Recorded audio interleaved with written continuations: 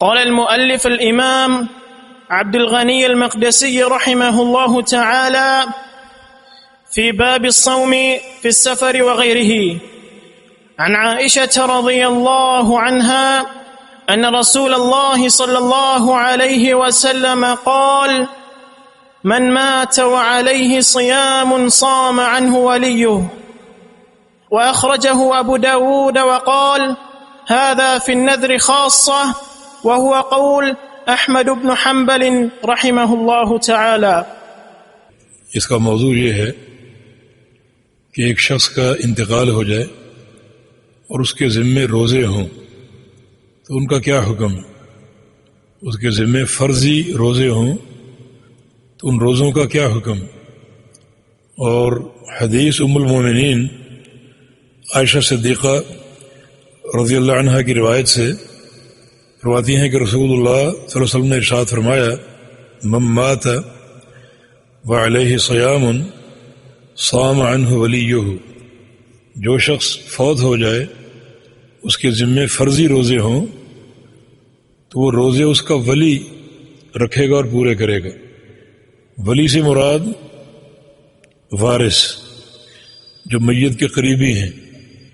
میت کے قریبی رشتہ داروں کی دو قسمیں، ایک وہ جو اس کے وارث بنتے ہیں، اس کے مال کے وارث بنتے ہیں، اور دوسرے وہ جو وارث نہیں بنتے۔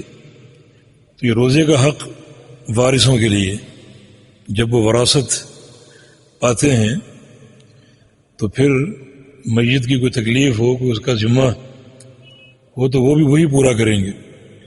جب وہ میت کا مال بطور ترکہ حاصل کرتے ہیں تو میت کے جو واجبات ہیں ان کی تکمیل بھی وارث ہی کریں گے۔ تو یہاں ولی سے مراد وہ رشتہ دار جو وارث ہوں، وہ روزے رکھیں گے میت کی جگہ۔ فرضی روزے کی دو قسمیں، ایک رمضان کے روزے جو کہ فرض ہیں، اور دوسرے نذر کے روزے۔ نذر ایک عبادت ہے۔ نذر سے مراد یہ کہ انسان اپنے کسی بھی کام کے لیے نذر مان لے، فلاں کام ہو گیا تو میں 1 مہینے کے روزے رکھوں گا۔ اب یہ روزے اس نے خود اپنے اوپر فرض کر لیں، رکھنے ضروری ہیں۔ وہ یوفون بالنذر، جو متقین ہیں وہ نذریں پوری کرتے ہیں اور اس حق کا خیال رکھتے ہیں۔ چنانچہ فرضی روزوں کی دو قسمیں، رمضان کے روزے اور نذر کے روزے۔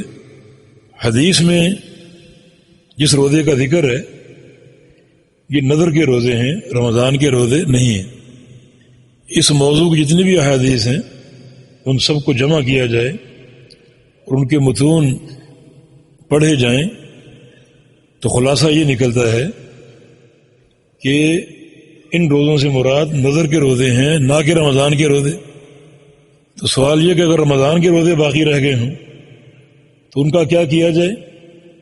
ان روزوں کے ہر روزے کے بدلے ایک مسکین کو کھانا کھلا دیا جائے۔ ہر روزے کے بدلے ایک مسکین کو کھانا کھلا دیا جائے۔ اور جو نذر کے روزے ہیں ان میں اطعام نہیں، کھانا نہیں ہے، بلکہ یہ روزے رکھنے پڑیں گے۔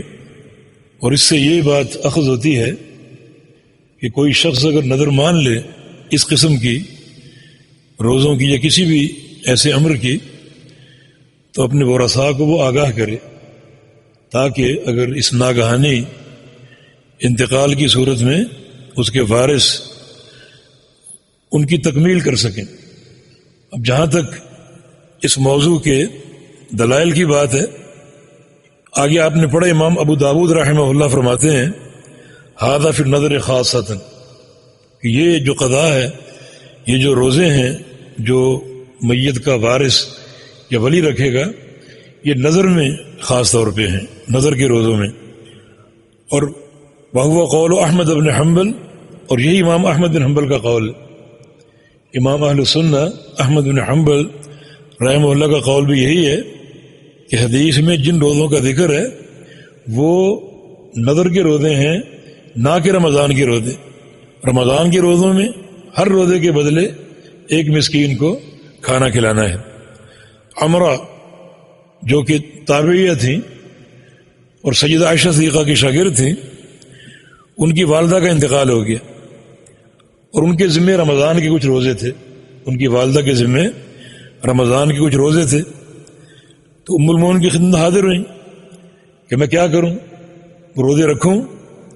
فرمایا کہ تصدقی، جو روزے رہ گئے ہیں تمہاری والدہ کے، ہر روزے کے بدلے صدقہ دو، مکان کل یوم نصف صاع علی مسکین، ہر روزے کے بدلے ایک مسکین کو آدھا صاع تقریباً 1 کلو سے کچھ اوپر اناج یا کھانا کھلاؤ ہر روزے کے بدلے۔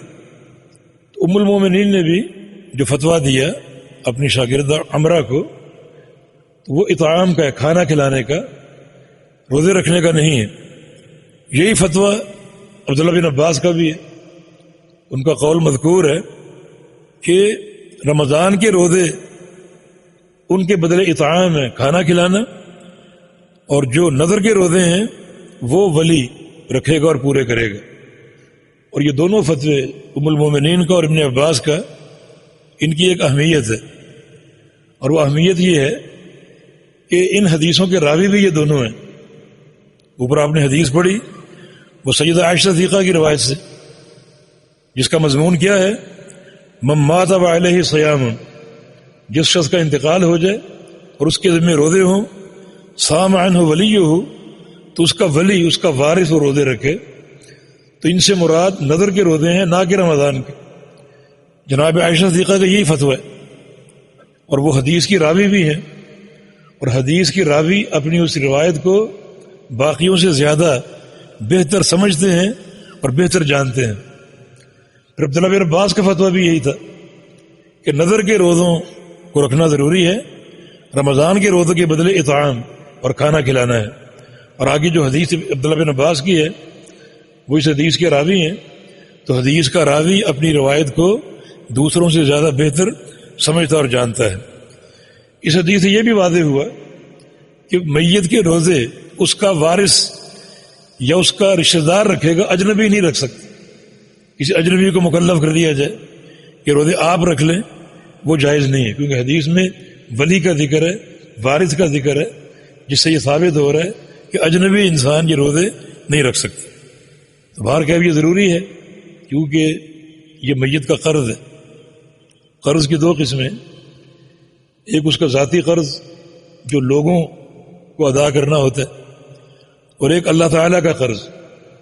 یہ روزے اللہ تعالیٰ کا قرض ہے، اس نے نظر مان کر اپنے اوپر ایک چیز فرض کر لی، اب اللہ کا قرض اس پر قائم ہے جب تک ادا نہیں ہوگا۔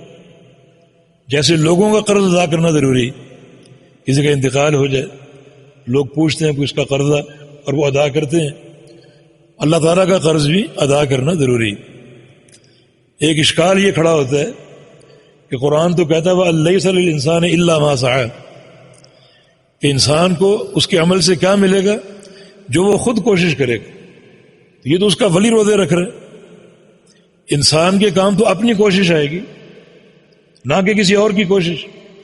لیکن چونکہ یہ رسول اللہ علیہ وسلم کی حدیث ہے، تو نبی علیہ السلام کا یہ فرمان قرآن کی اس آیت کے لیے مخصص ہے، ایک مسئلے کا استثناء کر رہے، یعنی ہر انسان کو وہی ملے گا جو وہ کوشش کرے گا۔ لیکن یہ صورت مستثنیٰ ہے، کسی کے روزے اگر باقی رہ گئے ہوں نظر کے، تو وہ اس کا وارث یا ولی پورے کرے گا، یہ صورت اس سے مستثنیٰ ہے۔ باقی عبادات کی 2 قسمیں ہیں، بدنی اور مالی۔ بدنی عبادت کا ثواب میت کو نہیں پہنچتا، مثلا قرآن پڑھ کے بخشنا، نفل پڑھ کے بخشنا، نہ یہ ثابت ہے اور نہ یہ ثواب پہنچتا۔ اب مالی عبادات کے اصل ملتے ہیں، میت کے حج کر لینا یا عمرہ کر لینا، قربانی کر لینا، یا ان کے نام کی کوئی نیکی خیرات کی، مسجد بنا دینا، کنواں کھدوا دینا، کوئی بھی مالی نفقہ آپ اختیار کر سکتے ہیں، اس کا ثواب میت تک پہنچتا۔ لیکن بدنی جو عبادت ہے اس میں سے کسی عبادت کا ثواب میت کو نہیں پہنچتا۔ بس یہ صورت ایک مستثنیٰ ہے، اور وہ میت کا قرض ہے جس کو ادا کیا جا رہا ہے، یہ صورت مستثنا ہے. جی